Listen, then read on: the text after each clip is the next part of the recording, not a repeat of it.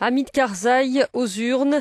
Après 13 ans de pouvoir, le président afghan a voté à Kaboul pour élire son successeur.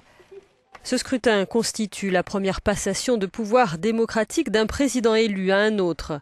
Un test majeur pour la stabilité du pays avant le retrait officiel à la fin de l'année des forces américaines. Le chef de l'État sortant a appelé ses concitoyens à ne pas céder aux menaces des talibans qui ont juré de perturber le scrutin. J'appelle une fois encore le peuple à venir voter, et ce malgré le froid et la pluie et malgré les menaces de nos ennemis, déclare-t-il.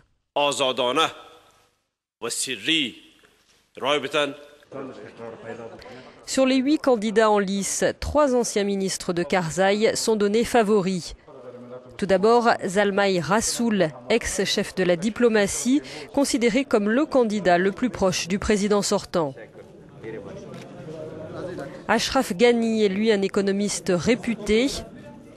Enfin, Abdullah Abdullah a lui aussi été ministre des Affaires étrangères avant de devenir un ténor de l'opposition.